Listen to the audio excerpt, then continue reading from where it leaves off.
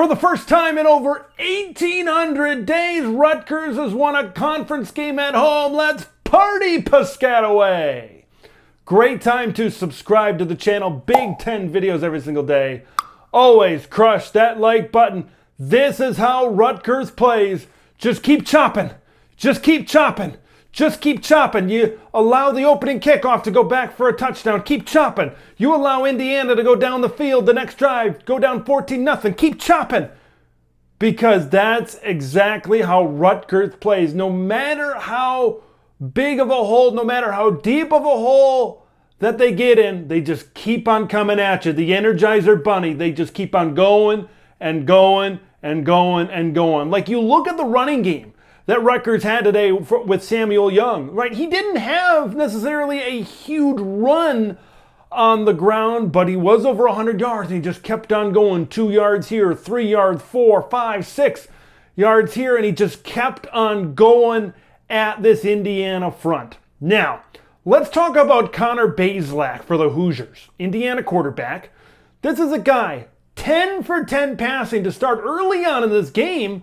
Connor Bazelak and this Indiana offense throwing the football had whatever they wanted. They could kind of go and do whatever they wanted, but inconsistency has plagued this Indiana team. You go back to the Nebraska game, you put up I think 21 points in the first half, and then you don't score the rest of the second half. Look at that Illinois game that they were able to win, right?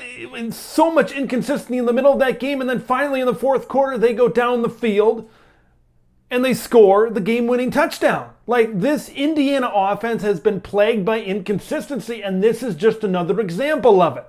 Connor Bazelak hit anything he wanted to, 10 for 10, and then ended up finishing 15 of 20. So he was 5 for 10 his next 10 passes. This is an Indiana offense that doesn't seem that they can play a complete four-quarter game, that they can put it all together and do it all and really continue with drive after drive, quarter after quarter, put together a good offensive performance. But man, Rutgers, it looked like their defense was kind of getting shown up, kind of getting pushed around early, but this is I should have known better. We should have known better. Rutgers is a tough defense. As this game went along, you saw how tough this Rutgers defense was. I think they came out, they said, okay, special teams touchdown. Okay, they took it to the house. Now we got to adjust. And once Rutgers was able to settle in, once Rutgers was able to adjust, that defense came after Connor Bazelak and this offense. Man, when I watch a lot of Big Ten football, there are very few players that are more explosive than Aaron Cruikshank for Rutgers. Man, when he touches the ball, you look at him on special teams, a huge run got called back, but